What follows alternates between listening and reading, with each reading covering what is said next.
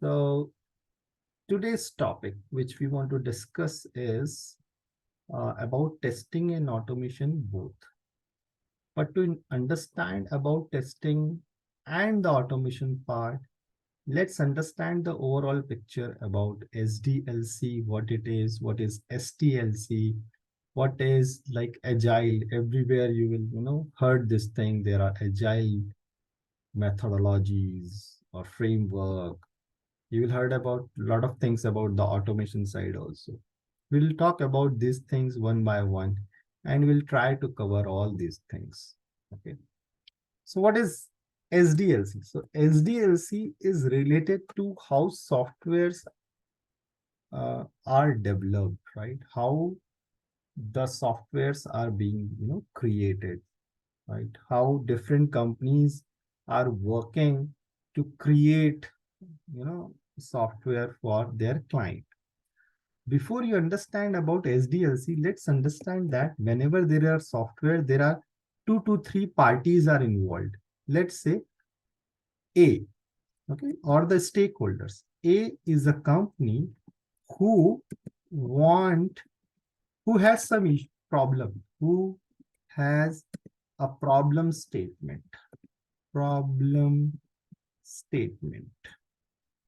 right? Or who is facing some issue and they want a software which will resolve their issue. What they want? They want software. They want solution or software which will resolve their issue. To solve issue. Solve issue. Okay. Then there is company B, right? There is company B who is software development company. I am in shortcut, I'm writing SW company. Okay, fine. And there is C, not company, but the real user. Real user. Right? Before you understand about the software development life cycle, you should understand that whenever a software is developed, there are always 3 parties involved. One who has a problem statement. They want software to solve some issue. So let's take an example. Let's assume that there is a company who makes, let's say, charger. Okay, there may be independent company who creates battery and chargers for electric vehicle, right? There may be independent company. So their task is to create chargers, mechanical work, lot of technical things, right? They are expert on creating chargers or the battery, correct? Now, their customers who are, let's say, the real user who want to buy, who want to buy batteries or chargers, right? They are not able to interact with you because you have a factory somewhere, right? And they cannot interact with you. They can interact with you through phone, let's assume, but they are not able to see what kind of battery you are creating, how it looks like, how your charger looks like, their description, picture, warranty card, lot of things, right? So a company is very good in creating battery and chargers, but they are not good in, selling the thing or online selling the thing.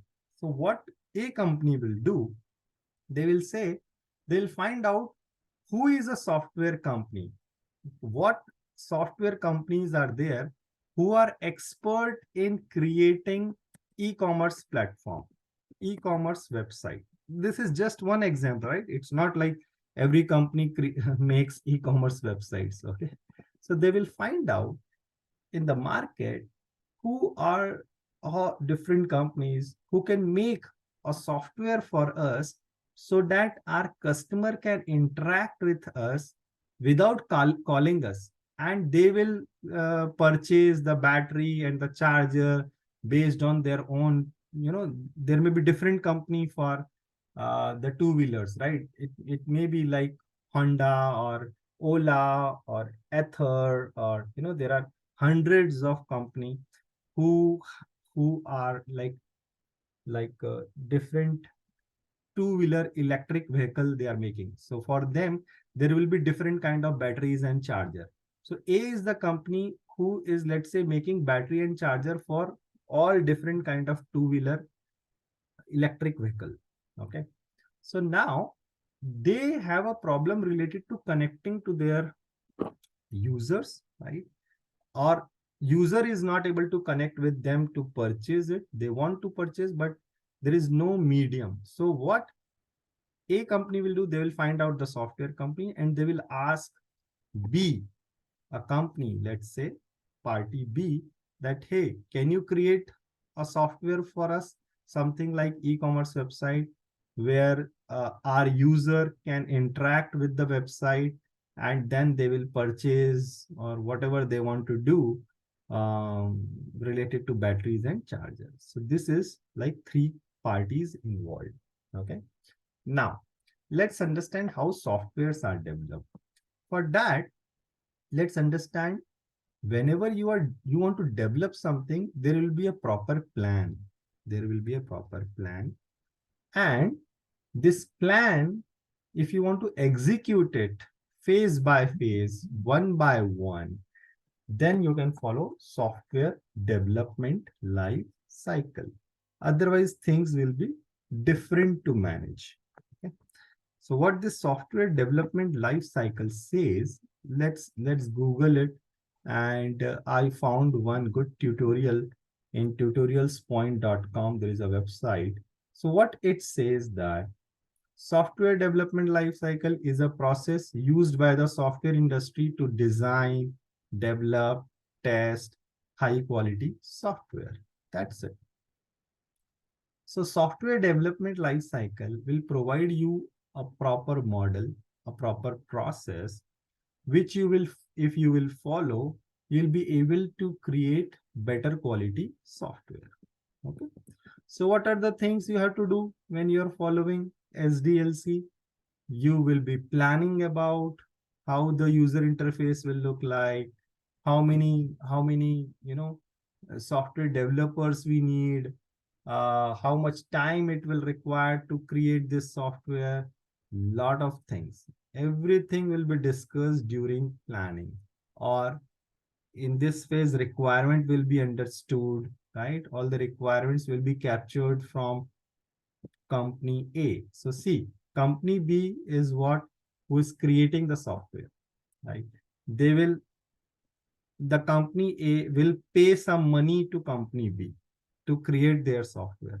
So if B is getting the money, they have to understand what is the requirement from the company A, right? How in a better way you can create some solution for them so that their problem will be resolved, right? So company B will do all the plannings. Now, see, company A will pay the money only. What is the role of company A here? Company A want a software.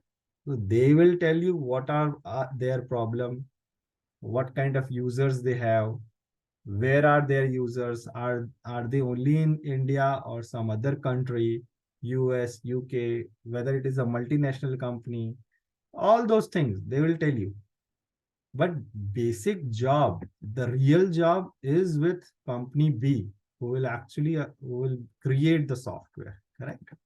Now, once it is done, then things will be defined, then designing will happen. So designing means like what will be the database, how it will interact with the user interface, or different technological thing, how many different user interface you will create, right? All those things. Then actually building means they will actually create software. So actually putting the coding and everything together so that it will be shippable, means the software is ready now, right? Once it is ready, testing will happen. So software will be tested. So now let's understand why testing is important, right? So let's assume that the company B who is creating the software, right? Who is who is going to be paid for all those things, right? To create the software from company A. So you have the responsibility to create a good quality software, right? So for example, let's say company A is saying, hey, I want a login page for my user. I want a login page for my user, right? And it should look like this, something like this, right? But let's assume that company B will create this here, let's say some user ID, you have to provide that password, but this login button is at here. Let's assume this login button is not here. The login button is at the right hand side, downside. Will it look good? It will not look good, right?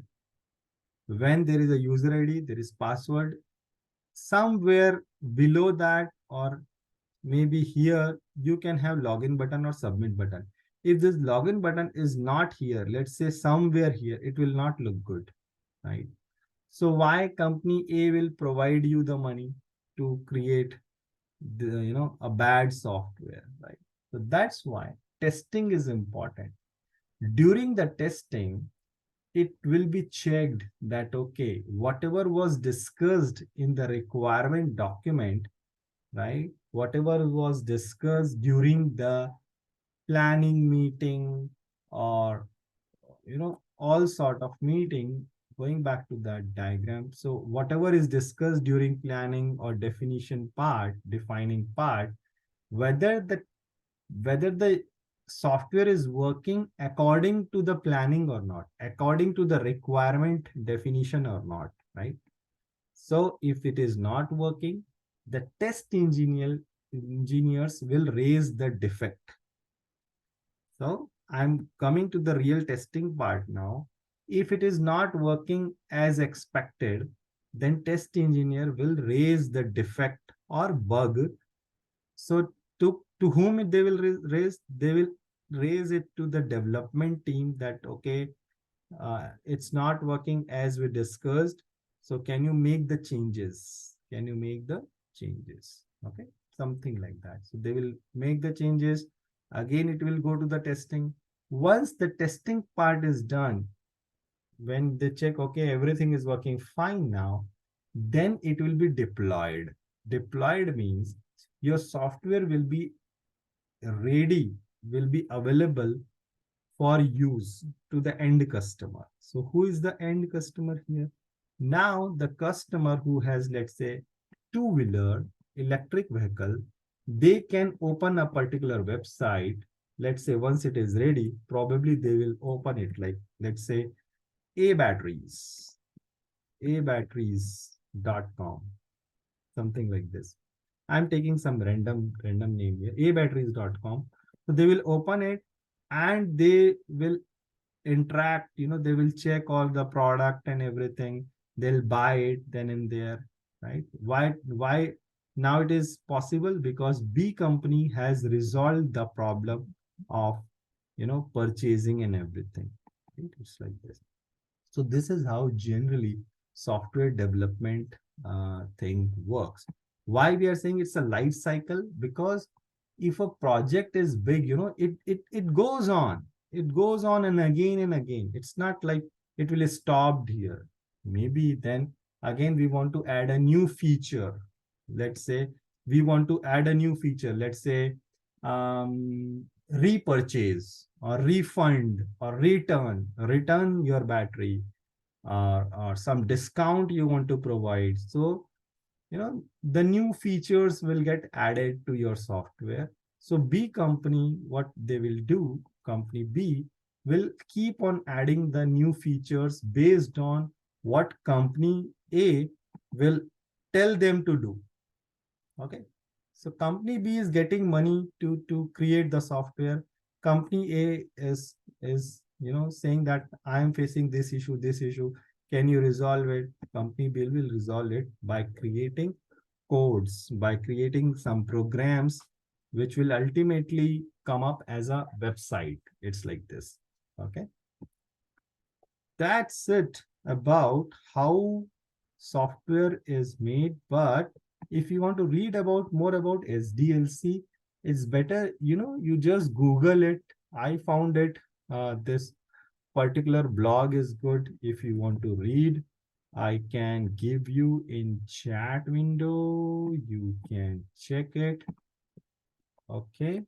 And this one is also good. So that also you can look to understand the things in detail. Okay.